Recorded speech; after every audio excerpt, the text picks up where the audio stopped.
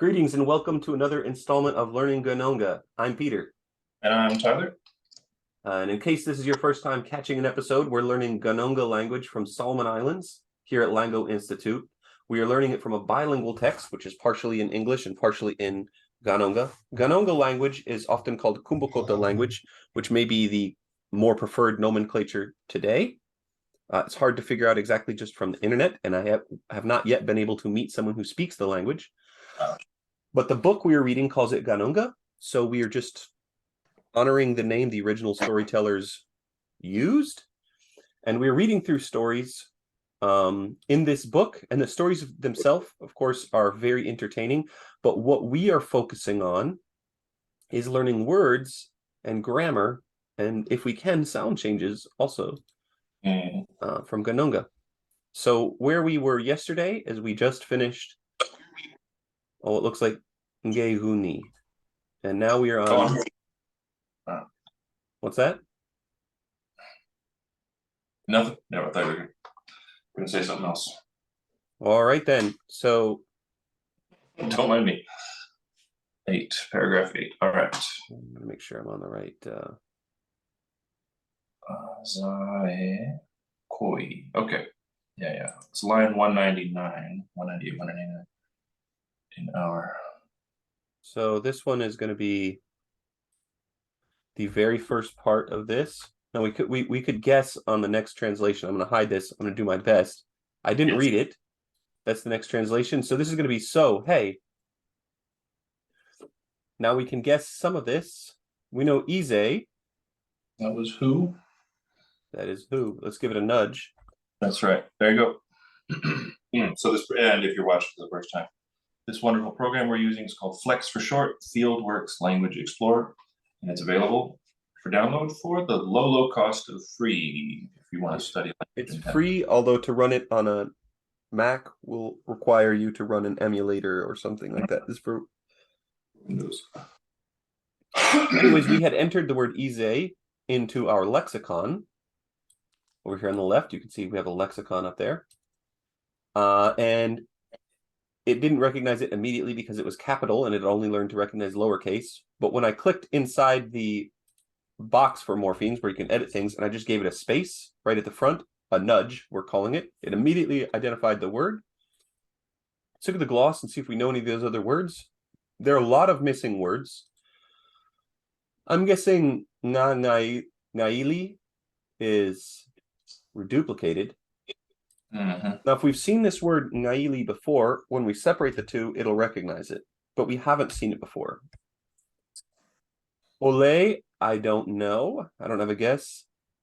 Tanguara. I know what tanguara means. I have a big guess. All right. Do you have a guess on tanguara? I've got the translation up in front of me, so I'm going to abstain from guessing. Let me make my guess then. Please. All right, so we've seen ara means first person, singular. Right? Yeah, we have. And we've seen ta used before something as kind of a possessive, like in tana or tamu. Right? Tana, his, hers. Tamu, yours. Very nice. We've seen gu strapped onto the end of things to mean mine. Right? So, yes. like, particularly for body parts and stuff. Because we know there's two types of possession. One is alienable, inalienable is our hypothesis. I'm guessing tangu ara is mine possessive. I think you're pretty close, but not quite. Let's check the translation. It says, hey, who was making all that noise on our beach at Pianuna?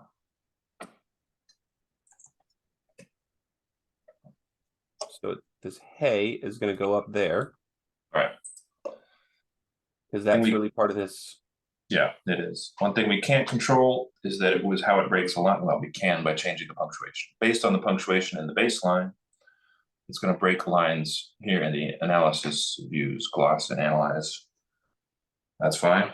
Now, let me ask you this. Is our word for beach or shore nole? I think it's going to be ole, not nole. Well, let's check our lexicon and confirm this right quick. Nole. Oh, okay. So we already have nole as the We word do. for shore. Now we're seeing it as na ole. Yes. What do you want to bet that nole isn't the default form here? I do want to That bet nole that, yeah. is a contraction of na ole. A quick way to golly, is there a way to go from the lexicon to the instances of it in the text? I don't know. Yes. I mean, there's the concordance search. Yeah. Let's do that. Let's reanalyze it, revise that entry. This is pretty cool. So we got to be on our toes whenever we see nouns with initial N. It might be fused, and it's just not telling us. So English has done a few things like this too. There's a form in Shakespeare, nuncle, which is a contraction of mine uncle. What I would like to do is go ahead and delete nole from the lexicon. Absolutely. Analyze na ole. So ole is the root, and then we go to nole and then break it apart. And we'll do the NX thing that gives us our NC thing. Right, you can, but we don't even need to. We can just say that N is an allomorph of na. We can. Then let's use the C. Let's do that. If we use the C, it'll automatically recognize it as all. And if we use the N by itself, we may get a lot of spurious other stuff. So only 3 words, 3 hits for nole, and we're just on the second of those. So it's not gonna revise too much at this point. Nice that we saw this now. So let's go to lexicon and actually just delete this N. Or the N, yep. You know what? I'm worried that this is going to leave our previous analysis all weird. I'd like to just delete the whole entry. All right. Also possible. Yeah. So you right click on it, right? Yes, I right clicked on it, select delete selected entry. Tyler likes to, it's like conserve movements. So Tyler doesn't want, I can tell you're uncomfortable with my extra steps approach. Actually valuable. You can see there's many ways to do stuff. It shows you how to get around in the program. There's a bunch of ways to do it. So with this case, I'm going to delete the selected entry. Delete it. It's gone. I'm going to go back to my text and words. I'm going to get out of the concordance back into the insular gloss. I'm going to enter ole as beach or shore. For sure. Noun. What's that? I said for sure. For sure. For sure. And all right. So I'm going to go to my concordance again, looking for nole. And you may have encountered this word concordance, specifically like the Bible concordance. And what that is just, they used to be printed books, but it's when you sort all the words that occur in your texts alphabetically. So it's just an automatic function, or just the function of this program that lets you search your whole corpus. All right. Looks so how I got it to recognize nole is as na ole is I print. We've been doing for a while this na contraction business, but usually the person who wrote the English translation will indicate in the Ghanongga with an apostrophe or something, a tick, and which we've been using to represent with capital C, because that's not a letter in the language, and let us know we're talking about a contraction. When I print a C and I nudge it to a space, it automatically recognizes both things. We would be happy to use the apostrophe or the tick as well, but Flex isn't going to let us do it, so we had to come up with a workaround. Well, and this is kind of good because then we can still preserve what's in the original text. Absolutely. We could also, by the way, delete the C and teach it. And we can say this is an allomorph or a spelling variant of NC. So we have 2 options there. Yep, at least. I think it's kind of nice to put things in that second line there. Yeah, to reflect your analysis. Many ways to not, well, whatever. I was going to use a horrible expression, but I will not. Tyler's a huge cat lover, by the way, so he doesn't necessarily use all the cat idioms. Not the brutal ones, anyway. Most of them are brutal. Yeah, not the energy I want to put into the universe. So, no, especially if you're a cat lover. All right, so let's check and see. Did this work on the next nole? Sure enough, it did. All right, so we're going to go back to our interlinear texts.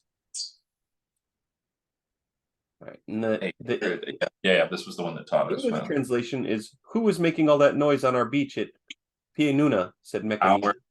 Yes, now it could be royal we, and it is actually first singular, but I'm happy to take this as a first plural possessor. I think there's way too much evidence it's one singular possessive. Okay. Because you have the gu, which we already know what it does. It does, yeah. You have the ara, which means first person. Tanguara. For right. our, we're looking for something like Mia or me. Okay, Kami. Yeah, got it. I believe that's the way it's going to work. Something. Let's take that. Mommy, me, something like that. Let's take said mechania. That's going to be line. That's going to be 8.8 because we've got that question mark there. But look at the one where verb first with subject indexing, and then the subject spelled out in full after. Yeah, we can call it. Yeah. Yeah, the Zagwa is neat because it says nothing for word gloss. Who? The Zagwa is neat because it has subject and object agreement on it, and then a fleshed out noun phrase. So this Zagwa y Mecania is a great one for us. It's got everything we crave. I'm guessing Ngaili is noise or sound or something, and Ngaili together gives us noise, something like that. Well, you got the va prefix there, or the va. That's what I mean, cause noise. Although notice that Ngaili is likely the result of reduplication of Ngaili, and Ngaili is probably Ngail. I agree. Down, and then there's an echo vowel. I'm not going to break down Ngaili into its two parts, though, because we don't know what they are. So I would just gloss Ngaili as something like noise, and cause noise is making noise. You dig that? I dig it eminently. I'm going to call it noise. Totally not sure about word class here. Very not sure, yeah. When you've got causative added to the mix, we could be taking a non-verb and verbing it. I think the way that my and our is used in English is different than other languages, or it can be different. Just thinking even from the way, think about this. There's like styles of speech. There's a bunch of things that are grammatical in languages, but people don't talk that way. And so when we're working with a bilingual text like this, we have to be open to these other ways of thinking. For example, as an English speaker, if I were to talk to my siblings, say I'm talking to my sister, and I say, "Where is my mom?" That's kind of, Tyler's even chuckling, that's kind of weird. It should be, "Where is our mom?" Or better yet, "Where is mom?" Right? However, when I'm listening to my spouse's family speak in Portuguese, one sibling will always say, "Where's my mom? Where's my dad?" Even though it's both of their mom and dad. It's just a different way of using possessive. I don't know if that makes sense. And it's a lot like this, is why I bring up that specific one. Where's my mom? They're not saying it's not your mom, too. So it's interpreted as "where is our mom?" If we had to translate it to English, that would be a better translation, even though it's less faithful. So I'm guessing here is a similar use of my. On my beach there. Let's do the thing. We can create a new entry for it, and then we can link it to the ngu and to ara. Let's look if we've seen any Tonga anywhere else. How about just THQ? I gave away something there when I said Tonga, didn't I? Takes two to Tonga. Guess what the word for mine is in Roviana? Tangu. Tangarau. Tangarau. Oh, wow. They deleted the "u." Tanguara. They kept the one at the end, but Tangarau. Yeah, so I had a pretty good idea what this word meant as soon as I saw it. What's the word? What's the word for hour? Check it out. We can also check it out for my own work on Roviana, but that's right. Just in case this is your first episode, we'll keep that theme. This is a related language spoken pretty nearby that Peter has worked on for many years. So this is a bit of a ours is the garden. So that's a bit of a weird wording there. Nananda Tugo Gita, but Tugo Gita is something that probably that's what we're looking for. So this ga prefix, and this is only for food. Interesting. So, you may remember all the Yendi Gengu business there. I do recall that, yes. Well, the analysis I never would have thought of, but you were prepared for. I had a huge advantage in having messed with it before in Roviana. Let's look for our possessive. 163. That's common. We're going to Yeah. skip all the way to. Kandaginani. Kandanagenda. Yeah, yay is the one I normally saw, the particle, by the way. So when I saw this reversal, this metathesis here in Ghanongga, I immediately had a hint. It was Gehu. Right. And for all the other things, the gay was in front. So there's something phonologically that motivated the switcheroo. And I know the history of the words. Let's go a little bit farther, see if we can find. What I'm going to do is before. Yeah, just put a space. There we go. Space bar is your friend. Working on it, it says. No, it's not. It's too much for it. That's right. It tried. It got stuck. Well, cry out. It's misreading some letters too. Misreading a bunch. Mua. So we've seen this kind of thing. What we're going to do is I'm going to go to the English part in the end and just look for it manually. There you go.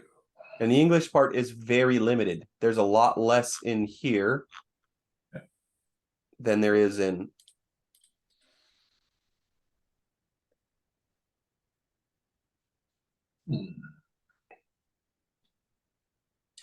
Getting warm. Here we go. Opossum.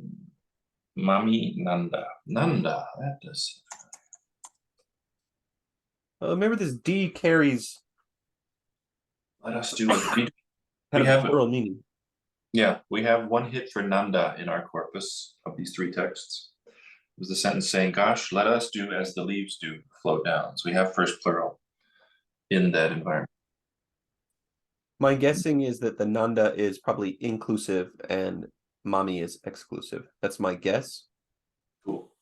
So I'm going to put Roviana on the side for now, even though that does inform some of my guesses. This is the first instance of Tangu here. If we go up, we say, my Tangu Tumusuna, give me the body. To me, my body of that crab. Yeah. Give mine its body. Come mine its body, literally, is my means. And the following word means my. My Tangu. Yeah. What's interesting is we aren't getting the edible stuff here. It's more like, come mine, the body, its body. Come mine.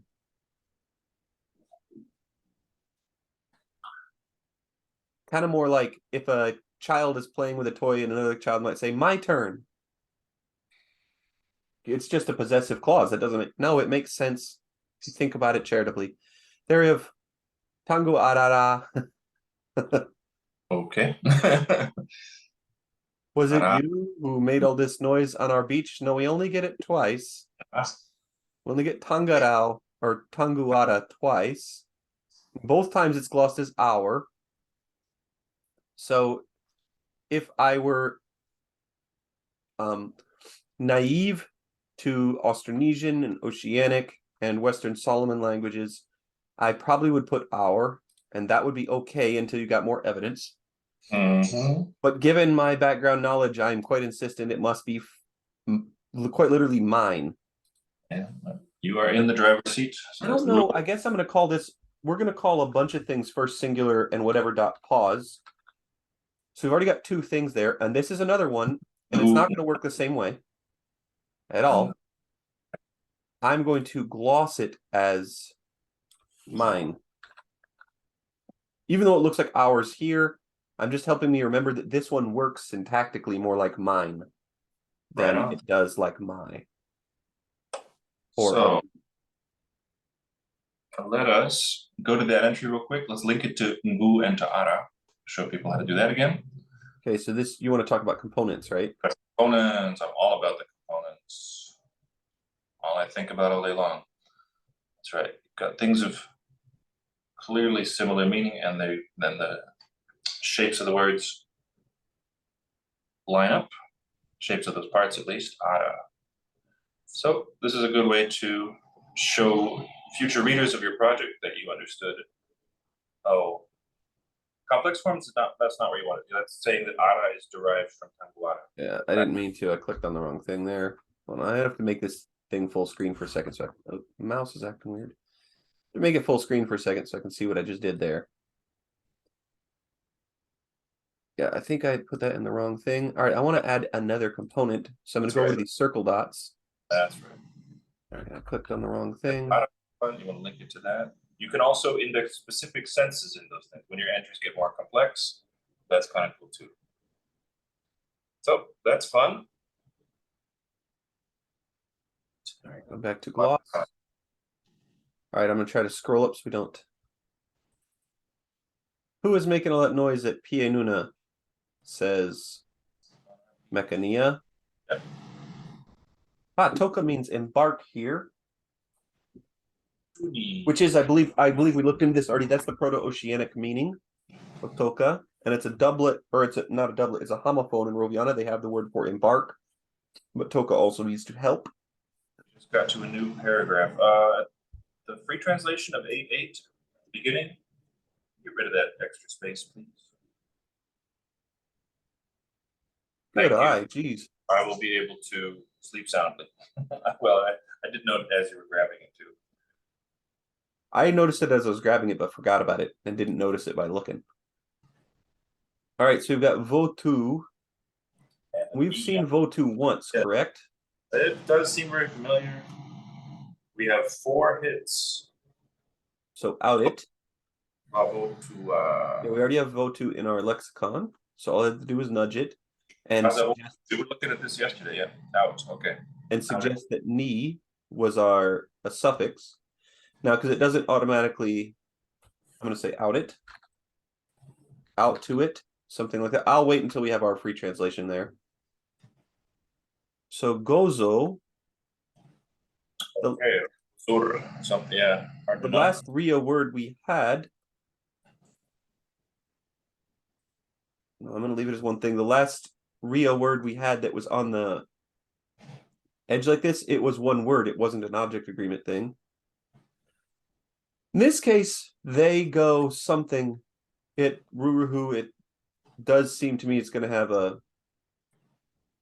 So they went out to the Ruruhu, something like that. Let's see. They started to come down and meet Ruruhu.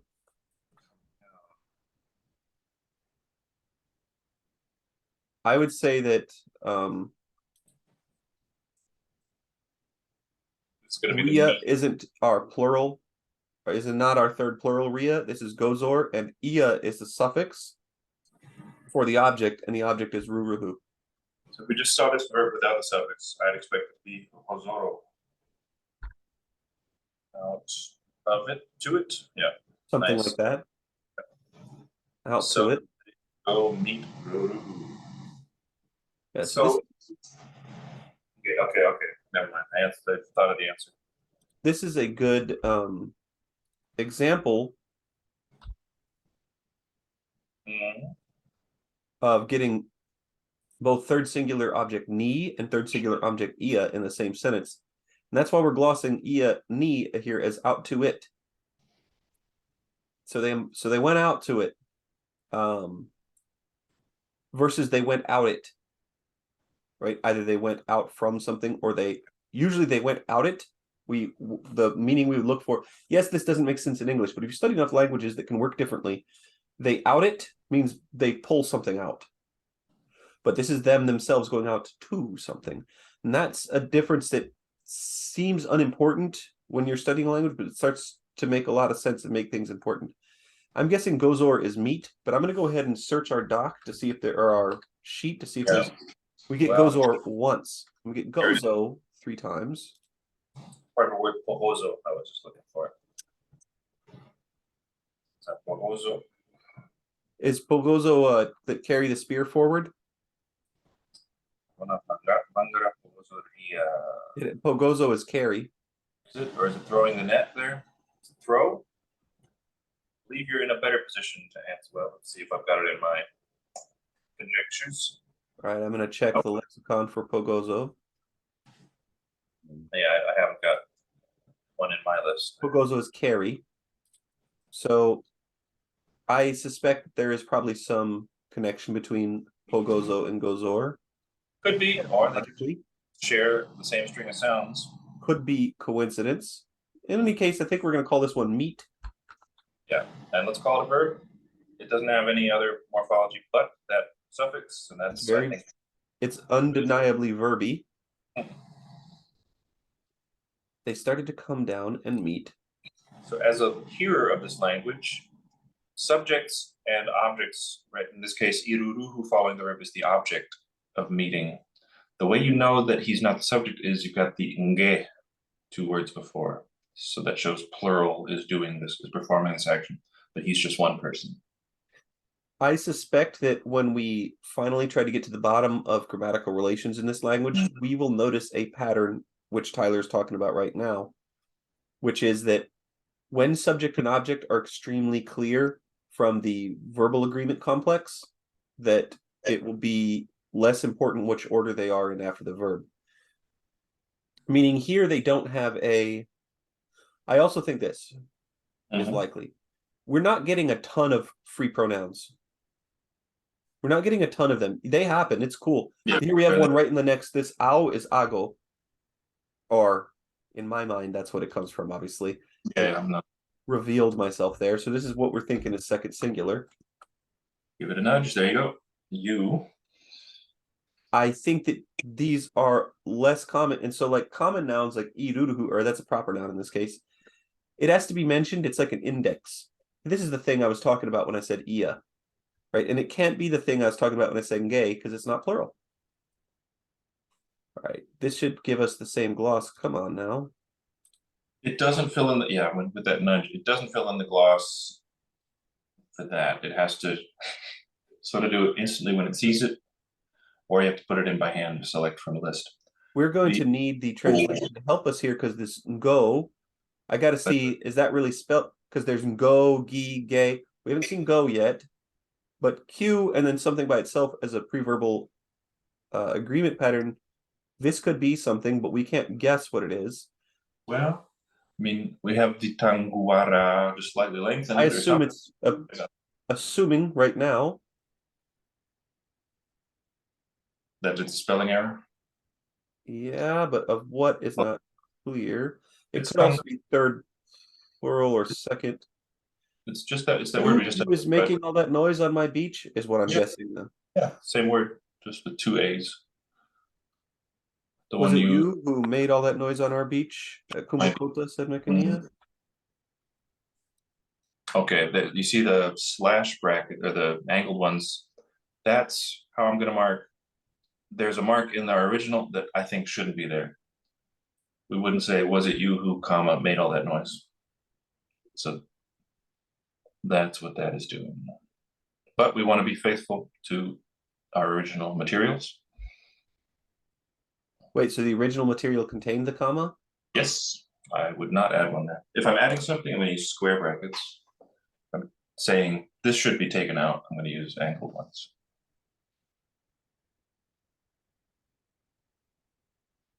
Well, Tanguara, I believe, is, I'm going to call this spelling variant of Tanguara.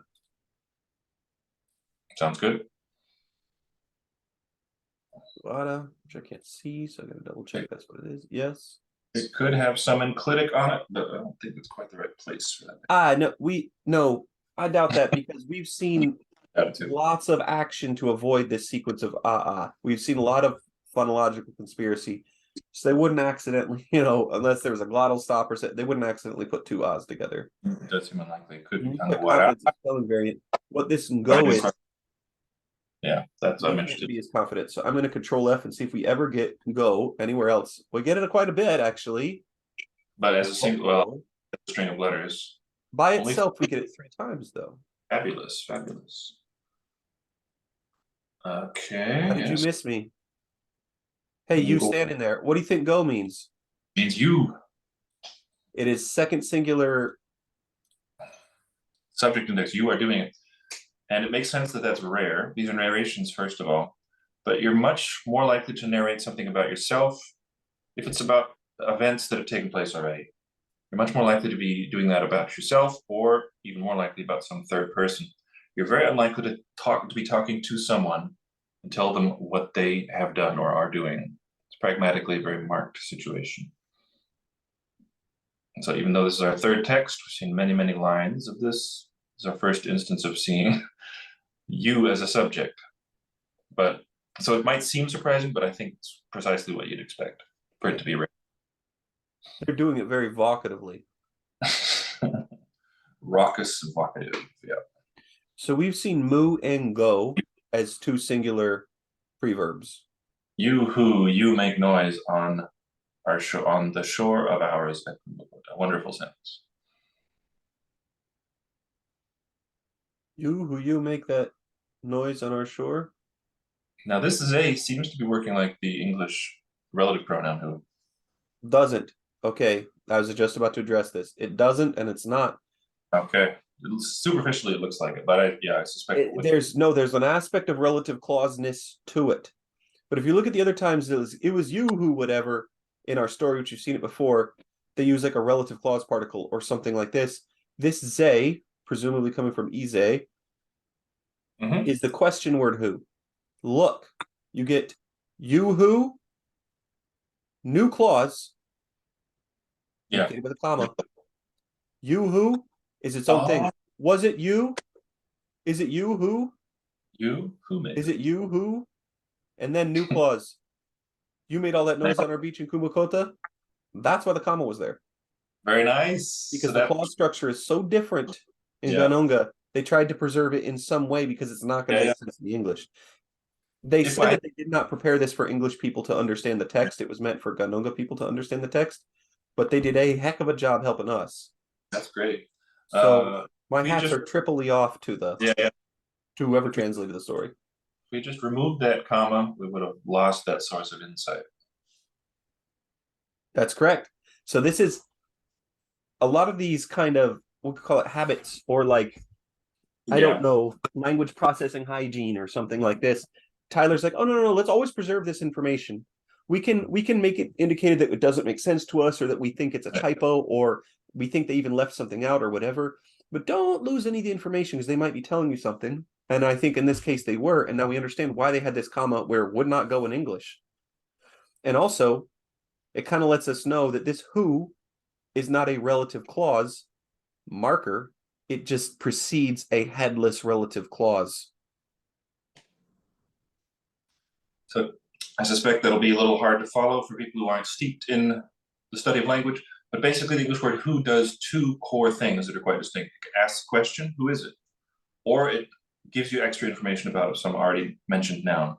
The boy who took the telescope. That's not asking a question, it's identifying. That one is called a relative pronoun. Okay, let's go on.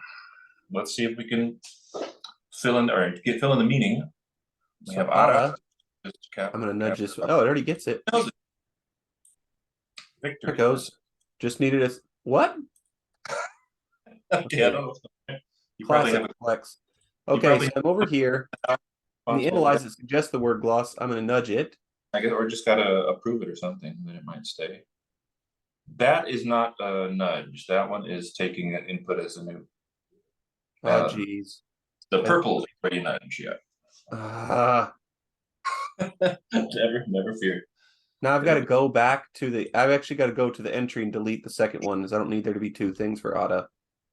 Oh no, it's not. That doesn't make it into the entry. No, that is just tied to a specific instance in the text. That's what the two colors are showing. Go back to the text, please. Yeah, but I know that. But how do I delete this? Yeah, that's right. In the word analyses. So under text and words, top left, go to word analyses. North of where you are, there you go. Just south there. That's going to list all of the things that it has learned from us. And so to the ARAs, it keeps track of capital. It doesn't know they might be. There you go. I'm going to get rid of the one with the space. It's that lower one, that lower word gloss. You'll probably be able to delete it there. Yep, it is gone. If you're the kind of person that this thing drives crazy, a weird sentence, that's how you get rid of that.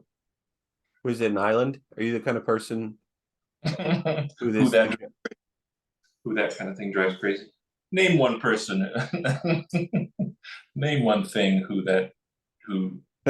It gets hard. Name one game is very, very hard. It's one of my favorites. And let's talk about the name one game right quick. Yeah, let's do it. So what I tried to do to make my mind, we talked about island syntax a little bit last episode. How do I get the horrendous sentences that will make me famous? Yes, we talked about why being able to create ungrammatical sentences is good and valuable for a syntactician. It's very hard. We had to go through, and I had to actually look at my dissertation to be able to scaffold my examples about what the specific example I was trying to do for these islands. But suffice to say, an island is a place that something can't move out of. If you think of like sentence structure in terms of things being moved around sometimes, that's what we mean. Do you recall the sentence from yesterday? Who did you hug after I left, or something like this? Hugging is about all I can. I fixed it. I fixed it, so it doesn't sound bad. I have to go back to the dissertation and check it again. So I know it's above this. Peter wrote his dissertation on hugging. That's my understanding. Not specifically on hugging. There's also dog biting stuff. So it's a little bit violent. This example is not mine. But if you check out our blog post Eat Kick Bite or our podcast Eat Kick Bite, it will tell you why we might have done some stuff like this. Basically stuff is super. Yeah, you arrived after Bill hugged me. Wait. Who did you arrive after hugged me? No, I think this is you want the object. So I arrived after you hugged Bill. Who did I arrive after you hugged? Or something like this. They're bad. Anyways, is the point. Tyler's dying here. I love it. It's like there's smelly cheeses that are sort of, you have to acquire the taste for, and that's what these bad sentences are. I think an ordinary person who has a life, has a rich and fulfilled, won't get what's wonderful about these. But I'm just the kind of oddball that this appeals to. I would say this extreme interest in language, the level you've taken it is oddball level, and me too. And I don't think that's my point, that I kind of punish my family with this game as name one thing, because it's my way of kind of like learning about island environments and other things. And so, like, someone in my family would say a very long sentence, and I'll pick the last word in the sentence, whatever it is, and try to say name one thing, and then the rest of the sentence except for that piece. So it's a miracle they still talk to you. It is. So they might say something like, I want to go to the store after work. And I'll say, name one thing you want to go to the store after, or whatever. Like, that's not even that bad of them. They get worse. So somebody might say something like,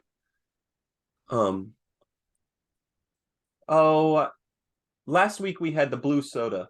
And I'll say, name one thing last week we had the blue, or whatever. Like,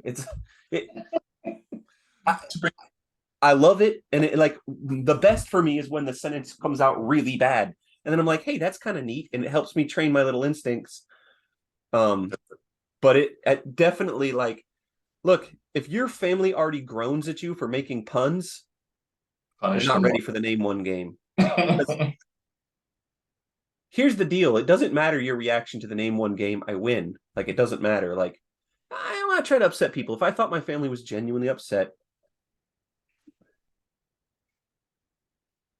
let's say my family said, let's say they said something like, Peter, we're sick of you playing the name one game. And I would say, name one thing you're sick of me playing the name one. Like, there's no escape. There's no escape. So no, I don't punish my family this way. Dear listener, don't punish your human relationships. It's the most important thing in your life, but you have my permission to play the name one game. Do it. So, yeah. Try it first internally. When they're funny, maybe find a kindred spirit and share them. If you can't find a kindred spirit, tag me on Twitter. Here we are. So what does this have to do with our Flex project and this Ghanongga text? Well, it's about trying to discern the ways that language flows. Yes, it may seem. Yes, I think that without lots of explanation, which will go beyond what we can really, we will never get through this story if we keep digressing into the enigma of syntax. But it's like this. If you want to be, I don't know, a very physical sport, let's say wrestling or rugby or something like this, a very physical sport, and you have an athlete, you're training them up, you might want them to lift a lot of weights and run a bunch of sprints or something. You want them to be very physically vigorous. You want them to be physically conditioned for the sport. The name one game is like physical conditioning, but for syntacticians. So we get into these things because it makes us slicker at the thing we're doing. It opens the way your mind can think about language. It's a little thing. It's not what you can't do the name one game and get into a PhD program. It's not going to be that easy. But you have to go on Reddit for that. Yes, one route of getting PhDs is answering questions on Reddit. That's at least a way to get scholarships. You're witnessing them. You're looking at a man who did that. That's how it worked for me. I'm not trying to endorse it too much. I know there's a lot of toxic things on the internet, but if you are as just fascinated with language as Tyler and I, you'll find yourself kind of befriending the other people who are, and it might not be that many people you would randomly meet in real life. Now you might say, oh, I met a lot of people in real life like me. Let me ask you, are you a student in the linguistics department? One thing you're I need to practice this name. Name one thing you're a student in the linguistics. Yeah. I also like name one thing you're a student in the. That for me is one of my favorites because you should never say it's Tyler like that even more. That's why I always use my example of a bad sentence when I'm trying to tell people it's not like, oh, you pronounce this word or you. No, we're not talking about dialectal difference. There's not a dialect of English where you can say, I like dog the. Nope. Has to be I like the dog always. It happened in the Norse languages, though. They started doing that. So really the point of it is not just to play the game and then get a laugh out of the sentence, but try to think occasionally, why is this bad?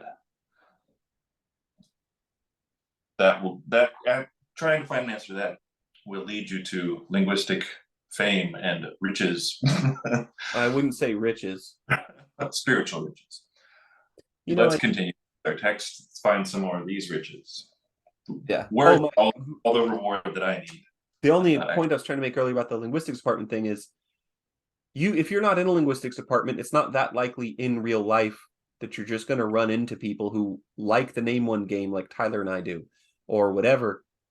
And what happens is you're going to have to get online and look on YouTube and look on Twitter. And so go ahead and try your best name one jokes at Lango Institute on Twitter. I don't remember the handle. Do you know the handle, Tyler?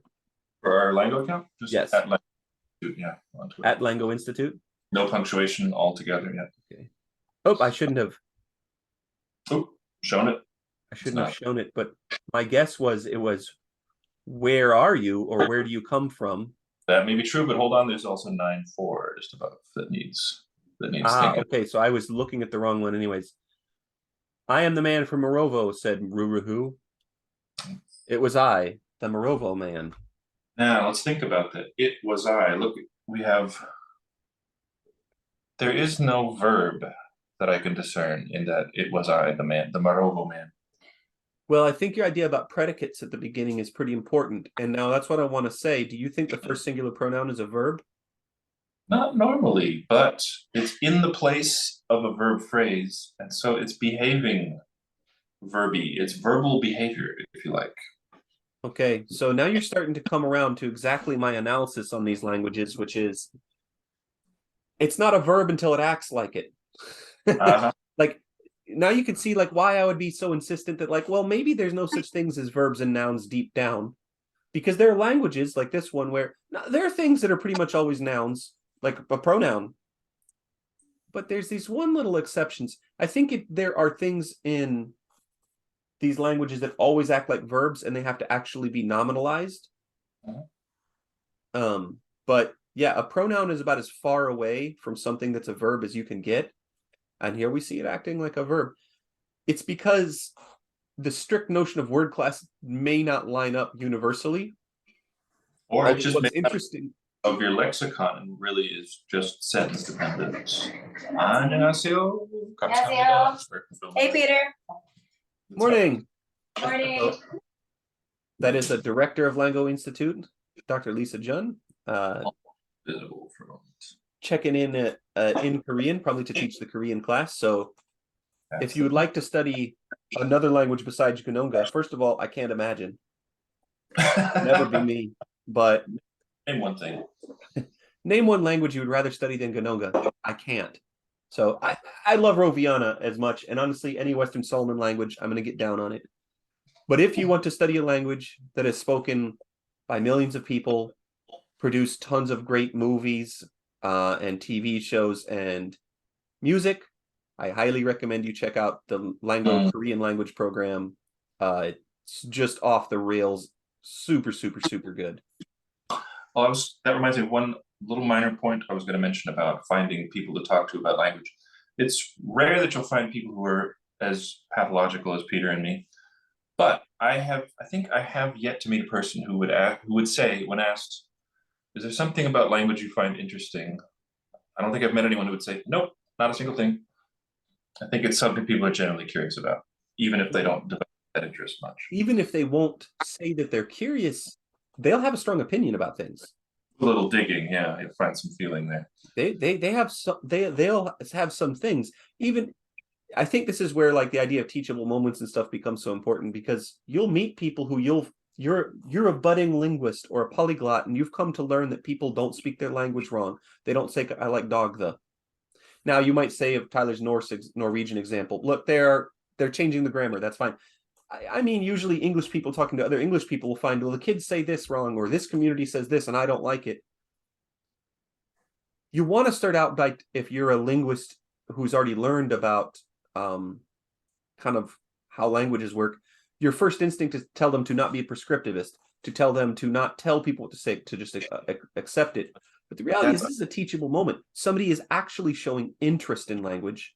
And if you are gentle with them, they may be very interested to learn that it's not ungrammatical. They might be very so. In any case, I'm going to go ahead and take a guess here at pai na kokumu, which is where are you or where are you coming? At some point, we'll get back to all this. Zagoni is he said to him, and why is it not guessing it? Have we not seen me? We may not have seen that particular string of letters before. We know all the parts, they're quite frequent. But until it learns that word, that exact word and that exact spelling, it does not. I want to check the translation before I say he said to him is correct. Only translation is great. Oh, am I? The paina kokumu, my guess is not where do you come from, but that's what it looks like. I bet it's where are you or where are you coming? Where did you come from? Oh my goodness, I can't believe it was straight up where do you come from? I should have never doubted myself ever. This na here is blowing my mind a little bit. So do you think that nakokomu is a nominalization, you're coming from? Yeah. Where is the place of your origin? Something like that. Name one place. Well, isn't it like that in Japanese? Doku karakimashita is. That's verbal, but if we say there is a Sino-Japanese shushin, birthplace. Shushin wa doko desu ka? Your exiting the body is where? Now, what's interesting is they've added in some. Yes, that wonderful word here. Sneered mechania, and mechania is not mentioned, neither is sneering or whatever. They've really added in, like they've jazzed it up in their translation, which I'm a fan of. I am too. He's saying it at him or across him or something instead of just he's saying it. I want to gamble something here. The reason we get Zaguni instead of Zagwa is exactly because it has something to do with sneering. So he said at him rather than he said to him or something like this. He spoke these words in his general direction. Yes, so it has to do with the Ia in Zagwa. Yeah, we don't hear That's basic. The Ia is referencing what he said. I was the Rovo man. He said it. Yeah. Zaguni, the ni is not referencing what was actually said. It's referencing who he said it to. That's the difference. There's that term ditransitive. This verbs of saying, telling, showing are wonderful examples of verbs that have two objects involved, three participants total. And the two objects, so we'll use a give verb to explain this. If I say, I give the ball to Tyler, there's another version, I give Tyler the ball. In both cases, Tyler and the ball are types of objects. And we would call the ball, in this case, the theme, meaning the thing which is transferred, right? Mhm. Whereas thing- Tyler is the goal, where the theme is going. So in this case, these are thematic roles, not syntactic roles, but we're using the thematic roles to keep track. And what's interesting is, of course, here in Ghanongga, they are distinguishing the thematic roles syntactically, which of course we do in English, sort of. All right, so what I'm saying is when I say Zagwa, the A is indexing the theme, the thing that is transferred. The Whereas message. when you get Zaguni, it's the ni is indexing the goal. It's really That is probably where they're getting the idea sneered. it's really cool that you can choose which one you're going to mark on your verb. I think it's wonderful. You might take it for granted because it's a feature of the languages that you're familiar with, but I know other languages that don't do that. So, Tyler, let me ask you, I hate to keep digressing into English, but I'm endlessly curious, as are you. If I want to say something like this in English, I might say something like, he yelled obscenities at me. But notice, You yelled me some obscenities. you knew exactly where I was going. He yelled me obscenities. No, no, it doesn't work. So you can't dative shift all the ditransitives. Further evidence that the two types of ditransitives, meaning I gave a ball to Tyler, I gave Tyler a ball, that those are not a transformation. They are two separate structures. Indeed, here's the flip side. You told me your darkest secrets. You told your darkest secrets to me? No, maybe that's not. Okay, all right. It's fine for me. Told your secrets to me. Yeah. I don't know why I thought the reason I have an alternate hypothesis for why you want the me to be you want the me to follow the verb. It has to do with the length of the noun phrase of the object. The longer the noun phrase object gets, the more that you want it to be. You want the other object to be preceding it. I see a similar phenomena, in my opinion, with phrasal verbs in English. So I'm going to use the word beat up as an example because I like to talk about the Ninja Turtles and Shredder. You don't? I just think it's funny. And so what happens is I might say like, Shredder beat up the Ninja Turtles. Sounds okay. Beat the Ninja Turtles up. After the up. So beat up is together. You can also put something inside of it. Shredder beat the Ninja Turtles up. Now notice, use a pronoun this is not available. You can't say, I could say Shredder beat me up. Fine, but I can't say Shredder beat up me. Doesn't sound good anymore. So there's a clear preference syntactically for beat up to be together, but it is allowed to separate. Right? Particularly with common nouns. Now, if I change the Shredder, if I change the noun phrase to be much longer, for example, Shredder beat up the Ninja Turtles and all their friends and Splinter's cousins. It's fine. But if I say the Shredder beat the Ninja Turtle, all their friends and Splinter's cousins up, it's not acceptable anymore. It's less good. Far less good. Far less good. So I believe there's a noun phrase length constraint on any sort of separability of information. I would not say that sentence. What were you going to say?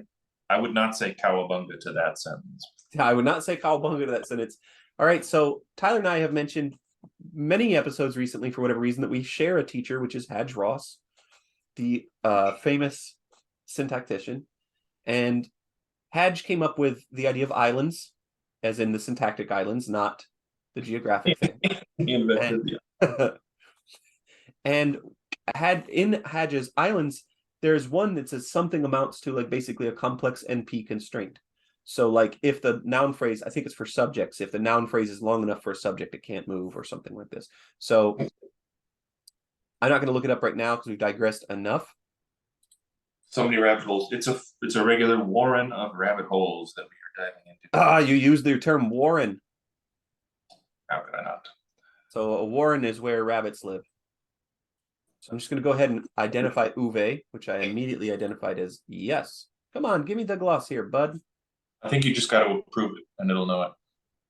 All right, well, I typed it in there anyways. Koku, we know means come, so I'm going to have to go over and nudge it.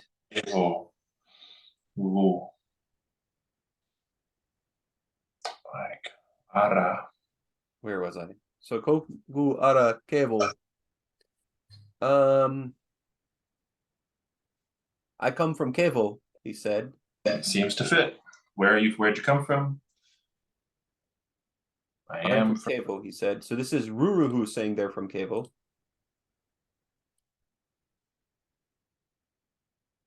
And we are using a V here all the time to indicate V, but we're actually pretty certain it is a Ada. voiced bilabial fricative. Here, Now I'm gonna go to Control Click. I'm gonna say Kevo. Is this a place you're familiar with? Nope, Okay. I'm not. But he's from Morovo, so we can take a look at Morovo and see if anything looks like it will. It looks like that. This full screen. Ooh, we want the satellite. All right, Tyler. I know you haven't traveled in a while.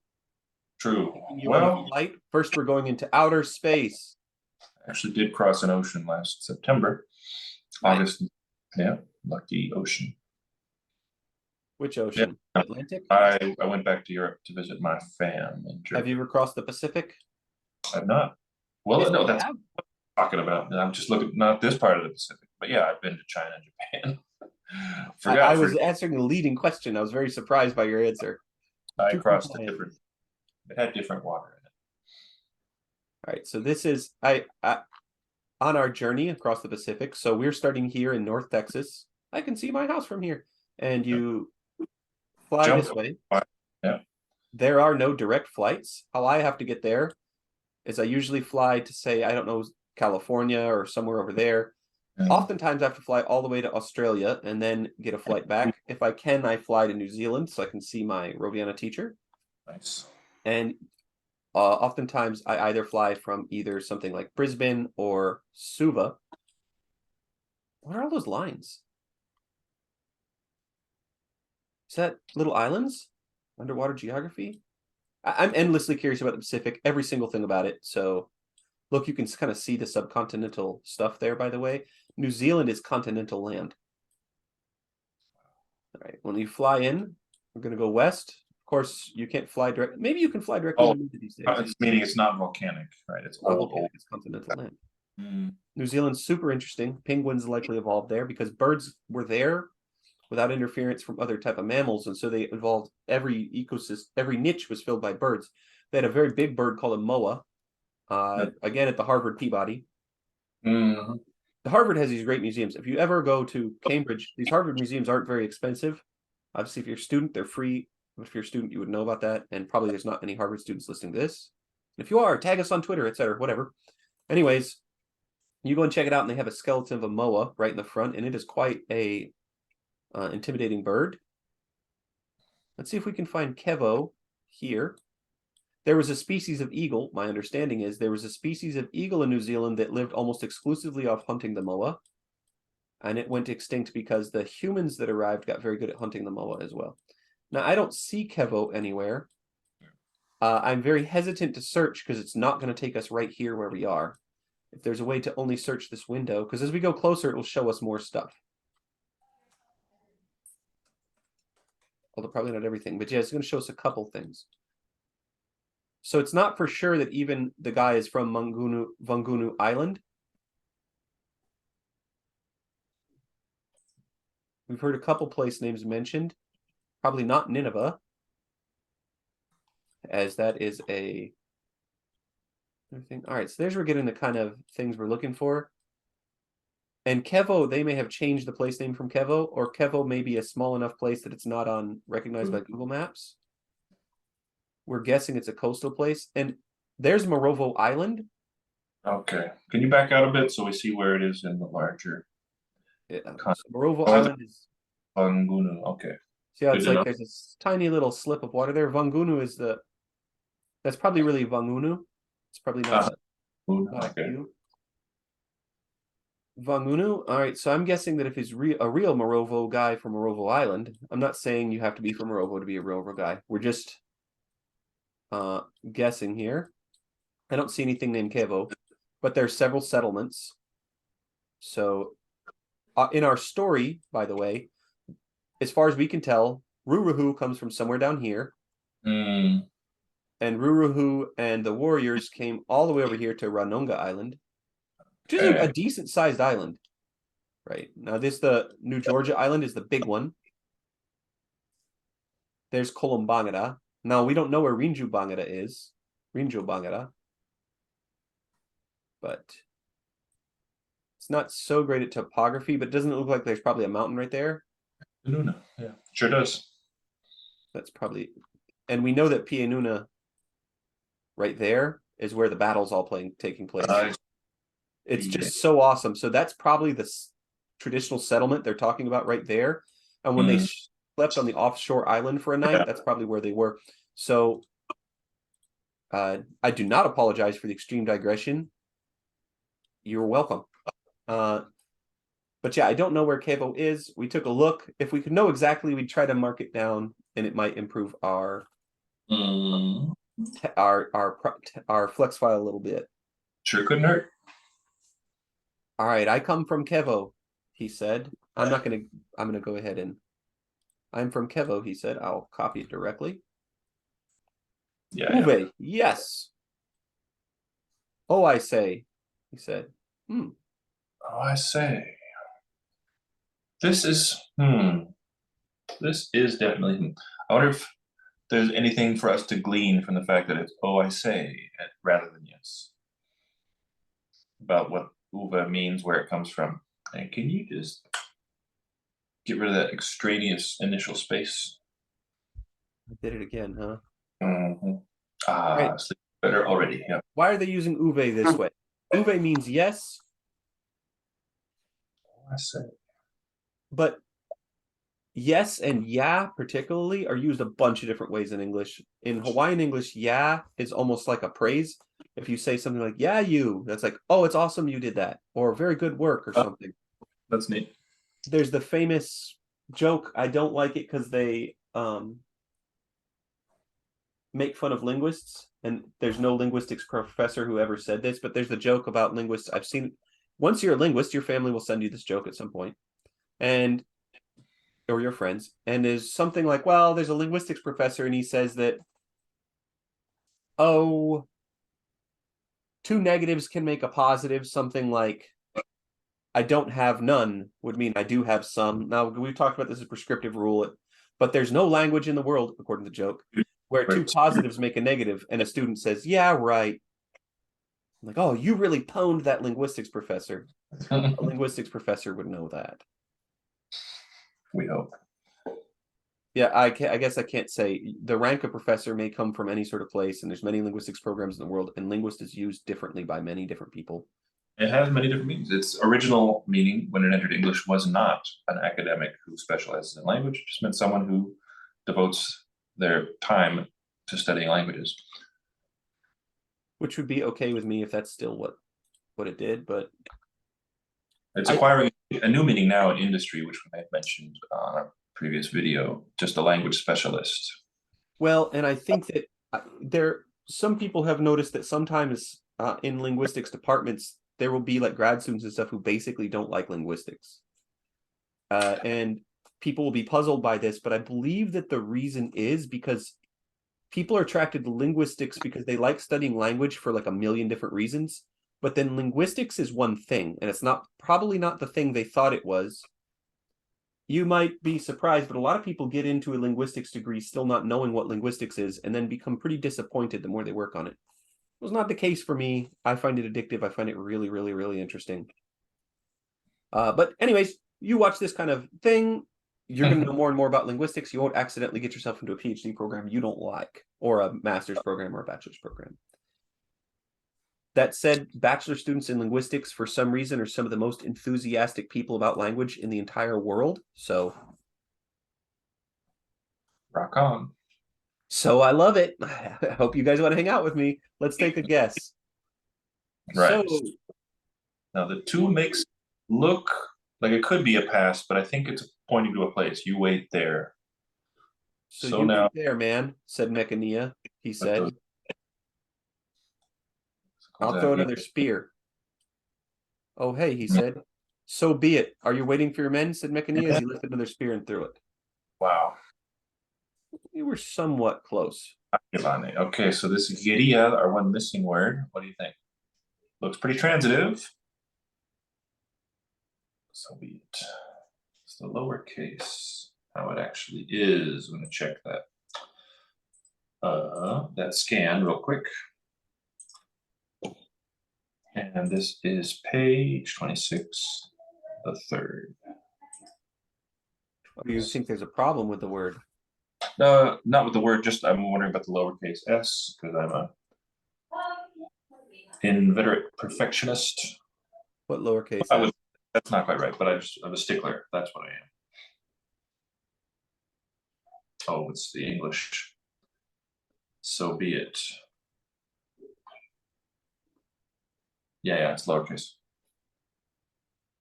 Okay, it's fine for me that it's lowercase. Because I think- There's a comma for it. Yeah. so That's fine. I just want to not introduce errors ever. what Yeria likely means is lift it. So I agree. I'm going to do a search for Yeti. This is the only occurrence. All right, we're going to have to guess lift, I think. Good reason to think so. It's the throwing part is the only other verb in that clause, in that region of the sentence, and that one has been already identified. Right. It's very important to break it down and then create the new entry. Otherwise, you're reduplicating a lot of info unnecessarily. Very verby. And one of the things, if you were creating your own flex file, say maybe you've even been following along and trying to copy us, you could do every single object agreement as a different form of the verb and have them all entered. I think we kind of teach things like Spanish this way oftentimes, is memorize these 5 conjugations instead of thinking about a root and then deriving the conjugations. Now, Tyler will tell you a system for memorizing the root and deriving conjugations. But Yes. I hate to say it, this is just really fun for linguists and probably still a harder way to learn Spanish than just memorizing the conjugations. It's an unusual type of mind for whom that would make more sense than just memorizing some patterns. But in the case of Ghanongga, it's transparently derived enough that it's better to break down every single thing. So the strategy you even used, so we might say, like, what is it useful to learn how to break down languages? That doesn't work when you're learning Spanish, but it might work for different language. So if you're a polyglot and you only study 50 languages, let me tell you, there's over 7,000 languages. You've only done, you haven't quite done 1%. Name one thing you only study 50. Because you want to say 50 of, but of is not in the original sentence. So the name one game shows that you have to change the saying. I study 50 of languages. Name one thing you study 50 of. Totally fine, except that the original sentence sounds very bad. Pretty cool. All right. Tipai avoided it. Ruruhu avoided the spear. Dono to, are you waiting for your men? Now, what do we, let's think a little bit about the two in that clause. So now, andono to, natino. It could still be pointing to a place, but it didn't make it into the English. Well, it doesn't even look past tense. It looks Active here, yeah. progressive, imperfective, something like that. I told you that I've never completely gotten 100% to the bottom of 2 in Robiana, even where it looks like a perfect marker, but sometimes it seems to be an emphatic marker. Mm-hmm. So it might even be like something like English just. Like, are you just waiting for your men? Could be that. You just wait your men. You just wait your person. Right? And Tinoni we've seen used as man a lot, so it probably does mean man in this case. Inana. So you just wait your person. Yeah. Yeah. He said it. I'm gonna leave it as past because I still 2 is so far beyond me. Once we eventually get to writing a grammar, that might be 100 episodes in. I don't know. We're gonna have to painstakingly. So each episode then will be dedicated to what the heck is 2. How do we figure out this gay go thing? So for now, I will have to leave it because I just don't know. What is Tinana? Exactly. I have an idea without looking at the translation. A lot like Tinoni. It is a lot like Tinoni, and that probably throws you off from where my guess is. Is it Tana a yours or its or his or hers type thing? Then Goodness. tina would be an infixed version. Those are hard to spot if you're not used to languages. No, having that's not what it is. I know what it is. Okay. I wouldn't have No, thought of it. I have another idea. I don't know for sure. Tina, na. And Tina means something. It does. What if Tina is derived from Ta? Not a crazy thing to think. This ta is all over the place. Although we haven't. If you look at the Austronesian Comparative Dictionary for ta, you'll see it had some things that it could have been. Let's look at the translation and have a guess now. Ruler who avoided the spear raising arm so he was not hit in the body. All right, I should have said it. I'm so ashamed of myself. I thought Tina was body. Why did I think Tina was body?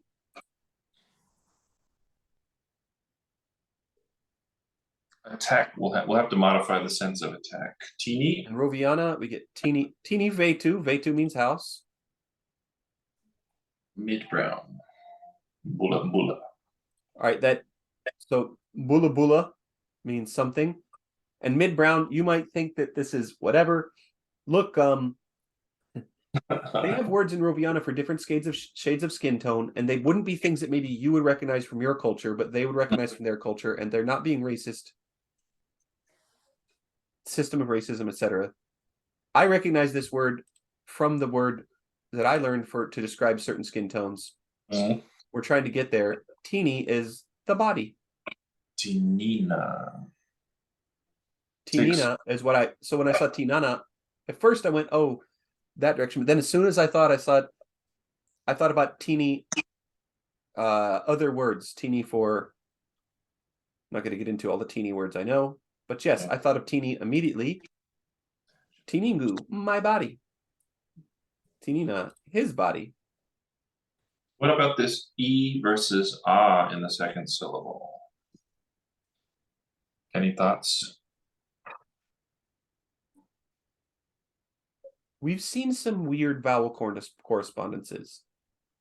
I don't know if they're vowel correspondences. There might be na as a component and ni. They both are morphemes in these languages. Thought it out.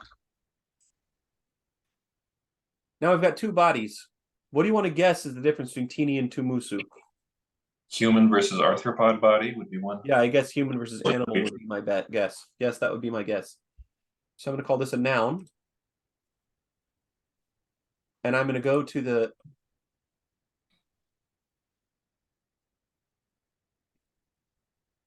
body used for humans.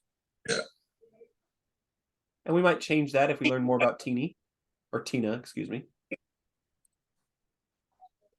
Wonderful stuff. Okay, now this aranja doesn't mean attack, but hit. It's not that he wasn't attacked. He was attacked, but it didn't hit him. Well, remember our original idea for Ranja was assail. It did not assail his body. That kind of makes sense. It's just that assail is a little bit more of a rare word in English. It would make our potentially make our documentation, our description here, our analysis, it might make it a little more imperceptible. So say you forget about this for 10 years and come back, attack might be more helpful and you'll figure out the rest. Didn't attack the body. Now, Adi, have we not seen Adi before?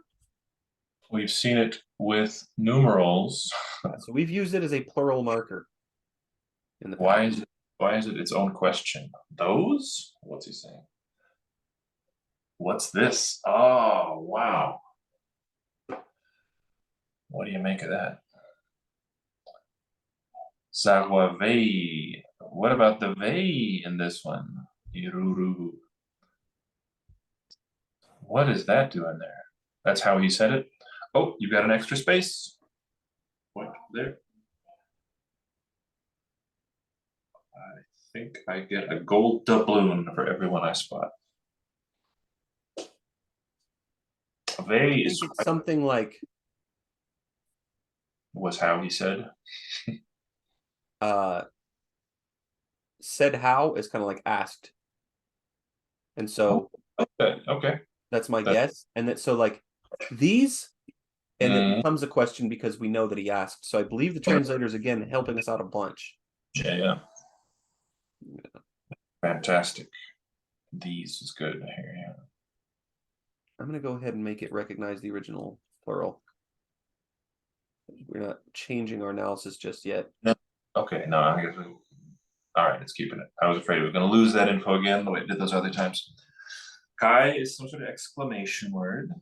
Nasa operia. Spirit. Yeah, not spirit, but weapon, spear, object, it. What are you spearing, Ngu? You're spearing of it, say. Hey, what are you spearing, do you think?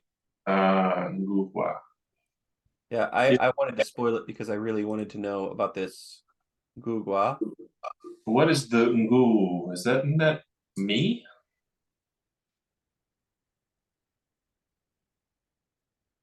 Why would that be there? Maybe it's something else. Look, we've seen go, which we hadn't seen before. What are you spearing, do you think? In gua, we've got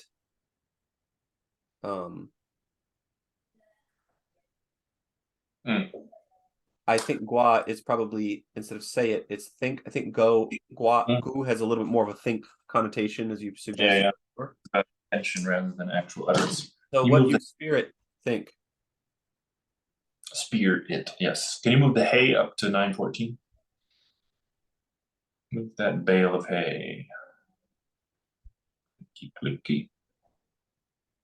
Hey, what are you spearing, do you think? What is this that you think you're spearing? But yeah, you spear it. That's great. So just as we way, yeah. this has previously been analyzed maybe as a noun. Yeah. Whatever takes the ia is now a verb. Now go to the entry, please. I'll show you what I would do, but let's tell me what you think. Go to send or create new sense. I think if you click the word spear for the gloss, a triangle will show up. No? Or click sense. Click sense 1. There you go. Get a triangle and say insert sense. Fourth eye. I have to say I resist this approach. Okay. I might can still show how to create a new sense. Yeah. That's what I'd like to do. Yeah. Insert sense. One way to handle it. Where I would go with it is now you could say spear again, but just select that it's a verb. But what would you do? That's spear. Select another thing. That's right. That would be the way to do it. Another thing we could do is we can create our own grammatical label, I'm pretty sure, or just edit one that is noun verb or something, or just indifferent. What we're going to run into is that it's going to happen with a lot of words. It's not just that it's going to happen with a lot of words. It's that we're only going to be able to tell when they put a pronoun in a predicate position that can also be. So now that we think that first person singular is a noun verb, do we assume that all pronouns are noun verbs, or is it a special? I think that it's best to just leave this as a noun, delete the verb sense, and we know as we work through the file that the way that word class is considered in Flex, which is the best way, in my opinion, for making this kind of, I'm not criticizing Flex at all in this, doesn't quite capture the diversity of all human languages. But it was more intended to capture the diversity of all human languages than any other program ever created, as far as I know. It was literally intended to deal with things they could never predict before. So I'm going to delete this sense, actually. Also good to show that. Let's go to your menu, and you delete it. We haven't even used it in our analysis. There's no problem for us. But I hope it's instructive. So I do want to make one edit on that. The blue tag, that very bottom row where it says N, let's change it there. Because this whole word is definitely a verb. So it's stored, this is just kind of cool. The purple ink there, that's for stuff in the lexicon. But in this instance in the text, this noun is a verb. Roughly. I mean, it's got a verb morphology on it. It's a verbal use. Indeed. I just thought of a motto for that thing we were looking at before, where there is no verb identifiable. Verb is as verb does. Very nice. If you're doing the work of a verb, you get verbhood. All right, let's look for Ngu. Let's see if we Yeah. can find this by itself anywhere. Get it 4 times. Were you asleep when you spent that stare at me? Oh my goodness, it's hard not to think this is also a second singular. That's nuts. All It is right, I'm good. the man who put a hole in you. I'm the man I don't to want to put. know any more spoilers is the problem. Yeah, that's right. It's cool where all this is showing up though. I would like to leave Ngoo for now and not analyze it because I don't want any more spoilers. Please accept the mystery. It definitely seems like an allomorph of Ngo. In Why fact, we get one or the other is not that clear. oh no, it's not uvular. Never mind. Ngu. In that sort of grave environment, it just doesn't carry a very high functional load. Ngoo, Ngo, Ngoo, Ngo, Ngo, Ngoo. What we've got to see is if O and U are ever distinguishing each other. If there's minimal pairs, if there's things like that. They could be allophones too. There could be other things causing it. Yes. Ngoo to me, now this is puzzling. Ngoo actually makes more sense to me than go for second person singular. And that should be surprising because you say Ngoo, we've already seen it as first singular possessive. We know Right. it comes from Proto-Oceanic ku. Well, that can't be right. We know it comes from PMP ku or whatever you have, aku, all this stuff. We see Tunga Rao or Tunga Tangu Ada or whatever it is. And that one, it certainly means, you know, we see that this Q vowel for preverbs always has some sort of aspectual meaning, always. And the Q as, we don't know what the aspect is for sure yet, but it's some sort of aspectual meaning. And you get the U vowel from the mu. So it's not that surprising to me. Remember when we get gi? Let's look at our lexicon and see what we can get for gi. Gi is the one who tipped me off that the vowel means something. There we get it for third singular subject. Well, actually, that doesn't really make much sense. I'm backing up on my claim. Yeah, see, there we've got gu, gua. That makes sense. The gay is third plural subject, which we could see it coming from gadi, something like that. Ga for first singular subject also may be from ada, presumably. So, oh, the gi is probably from gia. So, yeah, I don't know exactly what's going on here. And I do think the gu in this case is probably some allomorph of go, but we need to know a little bit more in order to move forward. And I don't want to spoil it yet. I just want to read the end of the story, and I already know some spoilers, frustratingly. 916 is here's one where a verb is as a verb does. Hara natinoni. I am a man. The closest thing we have to a verb is the word for I. Now, the man eyes. It means. you may be listening and think am a man is the noun phrase.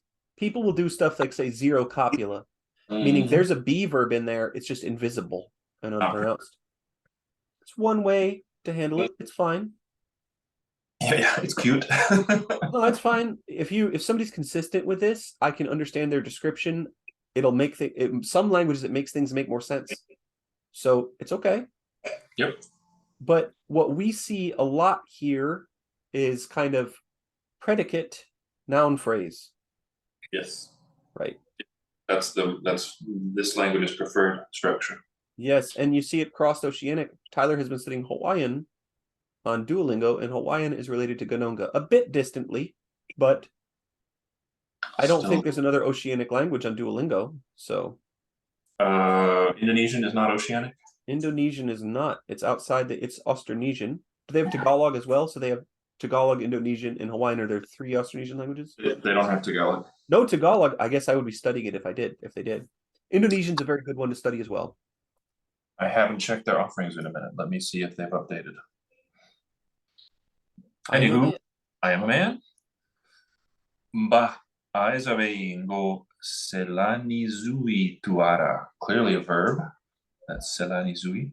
And I think we've had Selan as something else. Is that right? Do we have many verbs beginning with S? Seems remarkable somehow. Let's go to our lexicon. We can check right away. Also, one thing you can add to the lexicon view is grammatical tag. I kind of forget. We have a couple S words. It's not that rare. Suvu for dive is a good one. All right. Stay and dive we have. Okay. Not unheard of, but it does seem a bit marked. But why you something me? Okay. But how do you miss me? All right. So Salani must mean miss or Yeah. not hit or something like that. Yeah. They have English for Tagalog speakers. They don't seem to have Tagalog. What do you want to call Salani? Celani. Oh, wait, is ni a suffix? We don't see two suffixes ever, but do we have it here? What do you think? It would make a lot of sense if it was Salanizu and ni was an implicative. Mm-hmm. I don't want to create the entry yet for that reason. I don't want to create an entry yet. I agree with you. I agree with you. Let me search right quick for Sela, see if we get it anywhere else. Get it twice. Salanizu. Oh, please. Salani too. And it missed. I think, but ni is also fossilized in certain words too. Salani we've seen, yeah. So I think Salani as a single verb stem makes sense, but that, well, so let's say that ni is an applicative here. All we need to do to fix our applicative analysis is say that ni introduces singular, because we have D doing the same thing. Ni introduces singular applicative objects, and if it's 0 after that, it's assumed to be third singular, right? But because we haven't had non-third singular one, well, yeah, this would be maybe our first combination where you'd get a non-third singular after the ni. So the only options are we'd be looking for a second singular is the other one. I'm down to leave it unanalyzed or to call Salani miss. But let's call say, it, then we could say later on it has the applicative. Yeah, but even calling it miss is maybe a bit frustrating because we're going to get to a point where it's like, oh, do you miss me? Like longing for someone. And miss. Clarify that in the lexicon in the details. It's not the same as avoid. It's like not striking target. Yeah, let's clarify in the lexicon. Let's call this miss. Not fail to hit. Miss. I'm going to create it. Make it a verb. Yeah. It just gives a nice clear picture when we know that something's a verb, as in fail to hit. To miss, as in a projectile failing to hit its target. Yeah. Failing to hit its target.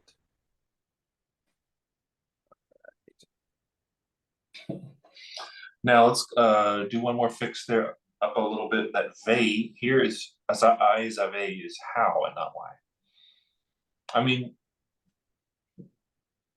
why did you miss me? What was the reason? How did it come about? The how come meaning of why. It's not a biggie. We can leave it. I think the how, why, what thing is sliced up so differently semantically in Ghanongga. Yeah, again, we see that it's composed of multiple things. Yes. Yeah, so it's not going to be easy to solve. I'm down to just leave it for now. Okay, let's go on. We have Gu coming again. Yay. Were you? I'm going to not guess any translations. We're just going to, because we've got 10 minutes left max, so I want to get as much into the story as we can. Okay. Were you asleep when you sent that spear at me? Said Ruruhu. Loini.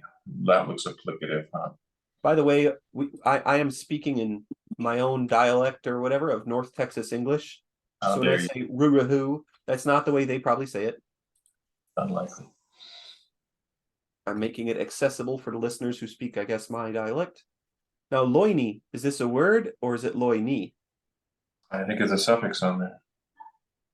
I agree. Okay. Were you asleep? Now the when meaning with beto is quite interesting.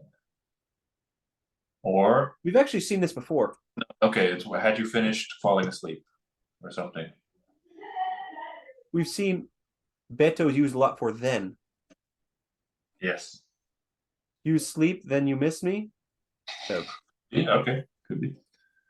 So- Through this one is sending, not here's what I'm going to do with ngu. I'm going to create a new entry and call it to singular subject. I'm not going to say it's an allomorph go. wow. Okay, yeah, it could be a different thing. Why am I going to do this? You in the Ngo one is transitive. Well, this is transitive too. One of them I'm is. just not sure. And it's just something, once we have a bunch of examples, we'll come back and see if we can slice it up or All if right. we just need to call it an allomorph. There is a way to unite entries too. If we later on decide Ngu and Ngo are really the same thing, we can merge those in our lexicon. I think ni is a.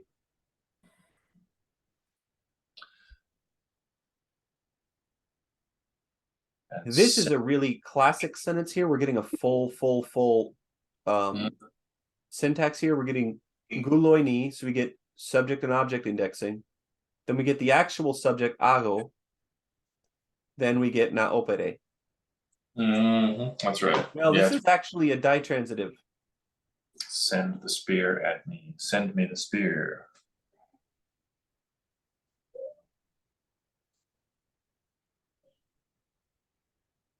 If ni's you could stack together,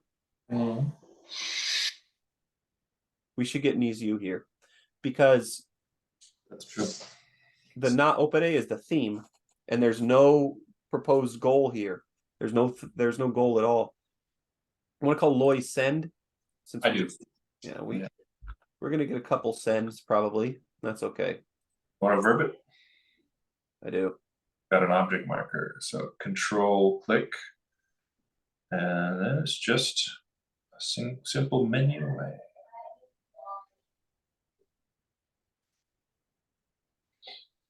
You sleep when you sent that spear at me? Some more trash talking going on. I really am enjoying the trash talking. Fabulous. And then God. Mechania says, "Oh yeah." And so what? Says Zekania. This is yeah, so What of it? Andono rurupi, uru, a new little one syllable. These little one syllable words are quite cool. That one is wait. Andono rurupi. hey, why aren't you guessing my gloss here, bub? That's the thing it fails to do, yeah. When you've nudged it and it recognizes it, it has a hard time keeping it for some reason. You wait there instead, he said. Instead, rurupi. Hard to know what's what. Could be a phrase. We've never seen Ru or Ropi before. Exactly. Not sure which one means instead. Looking for Ropi, we get it once, that's nice. We get Ru quite a bit, but when we put it by itself, we get it once. So we're gonna have to leave this one, I think. If I had to guess, Ru is there, pointing at a place. Ropi would be instead. Well, we've seen a lot of times the spectral particles and modifiers come before and after. So if this was a 2, we'd expect it to be right there. So Ru might be the instead meaning. Okay. Right. And Ropi might be like, I don't know, idle. It might be like advert. It might even be like. What did you say? Idle, as in doing nothing. Ideally. IDLE. So it might be like, oh, you stand there, deer in the headlights, or whatever. Like, it's not that clear what is what. And if we're looking for there, we've seen there expressed so many ways. It'd be interesting to introduce a new one now, and it doesn't fit the paradigms of the other ones either. So Ruropi, it's a new question. Yep. Show up. You take another. Who's doing the action? This is narration. It's not spoken now. Yeah. So one thing is here. Spear. To throw it at him. So it is. Who's the one throwing the spear? Is Mechania, right? Hard to tell, but it does seem like that. Let's go back up and see if we can track it. It might be simple to do just in the spreadsheet where we only have English. Okay, yeah, let's do that. So Ruruhu avoided the spear, 207. I started to come down and meet Ruruhu. Was it you who made all that noise? Said Mechania. It was I, the man from Morovo, said Ruruhu. Where did you No. come from? Sneered Mechania. I'm from Kevo. He said, this is Ruruhu saying. Oh, I say, he said, this is Mechania saying. So be it. Are you waiting for your men? Mechania is saying, as he lifted the spear to throw another. Ruruhu avoided the spear, raising his arm so he would not hit the body. Not hit on the body. So, what's this? Said Ruruhu. Who are you spearing? What are you spearing? Do you think that's who I'm a man? Ruruhu saying it. Yeah, this is all. I'm But a how- man, Ruruhu says. But how did you miss me? Ruruhu says. Were you asleep when you spent that seer? Ruruhu says. Hey, so what? Mechania says. Okay, so again, taking another spear, he let that fly. This must be Mechania did it. And so, but it missed. Ruruhu was able to avoid the spear that Mechania sent. So be it. Wait for another spear of mine, said Ruruhu.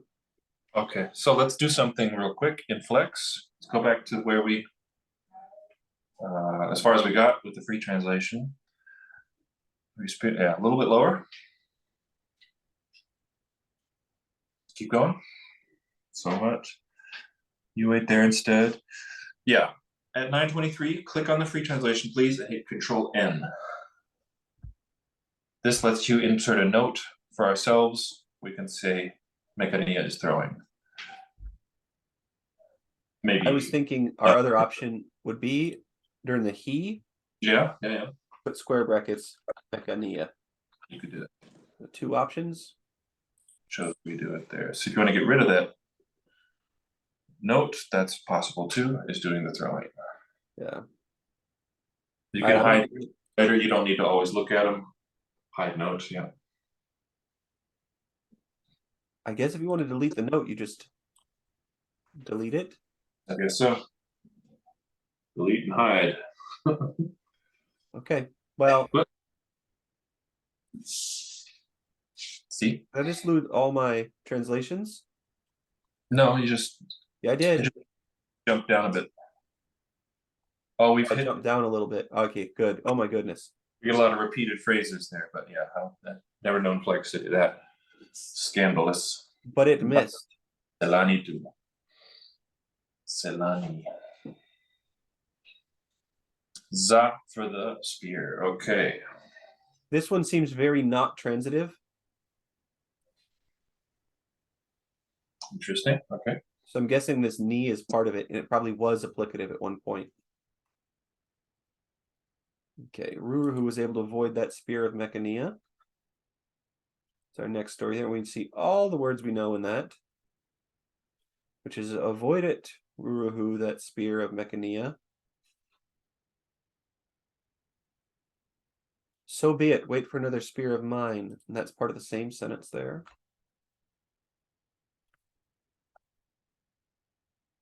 So be it. Wait for another spear of mine, said Ruruhu.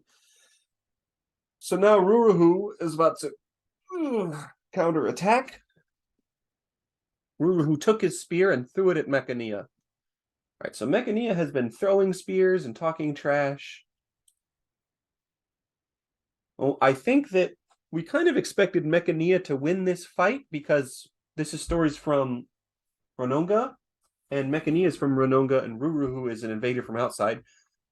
However, I've heard the name Ruruhu before in a Roviana song, so probably he's a famed warrior, and maybe that cultural information would have told us who was going to win. Now, I've got two words here.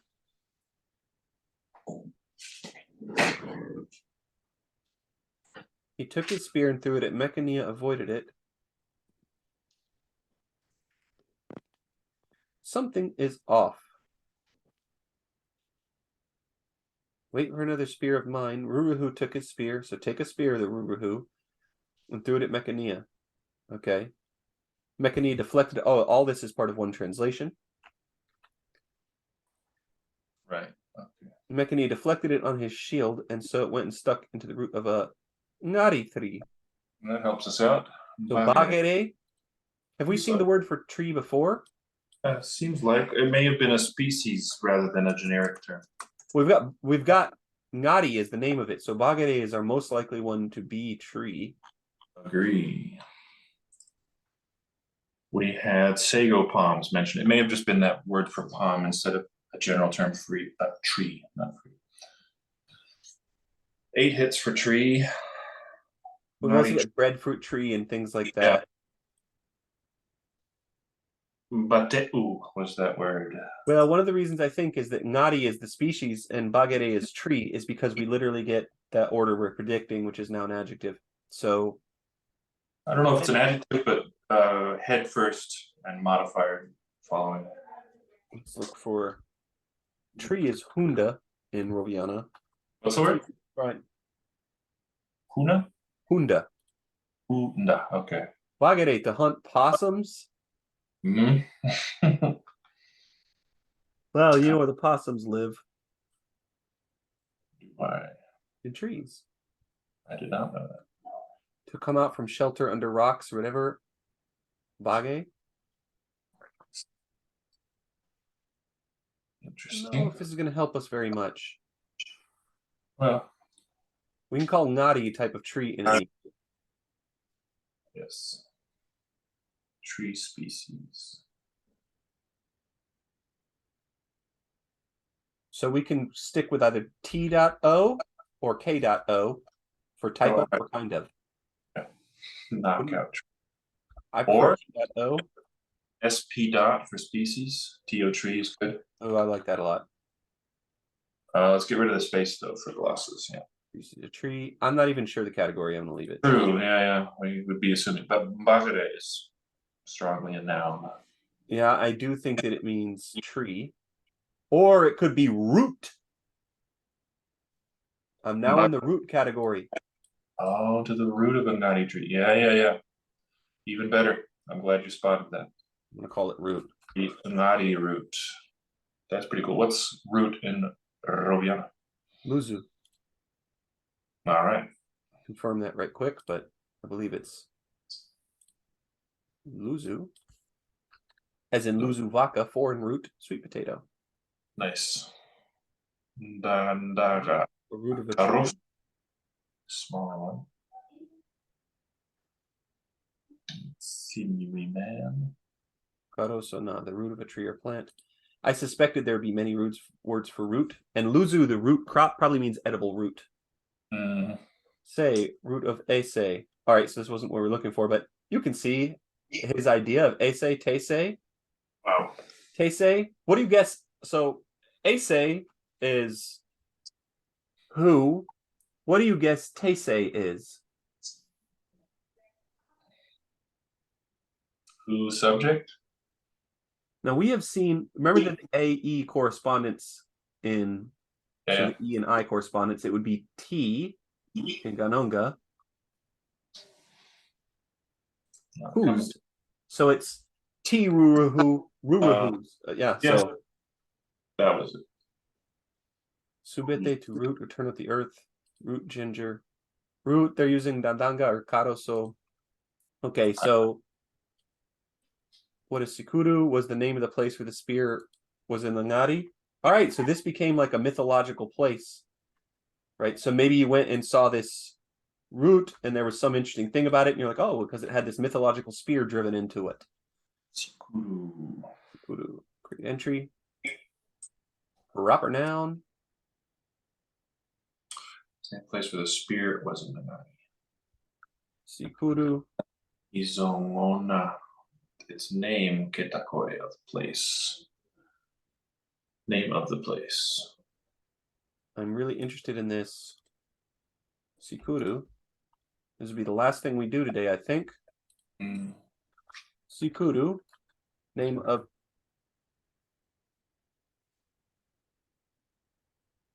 Okay, so let's check Roviana Dictionary for a word right quick, see if they have it.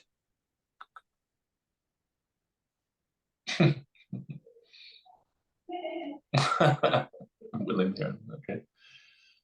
They're going to give us school.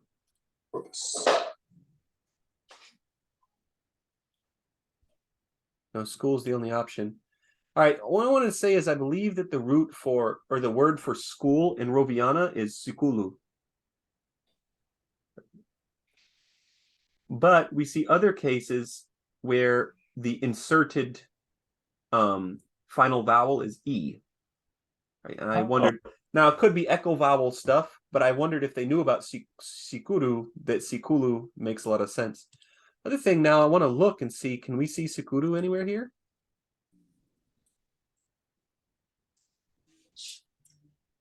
We expect it to be around here. Maybe it's just not going to be detailed enough to tell us. Yeah. And it might be like a secret place, so it's not marked on Google. In any case, I'm afraid that has to be our last word for the day. It's a good one. So if you enjoyed this, tune in next time. We'll keep going. All right. I bid you adieu. Till next time.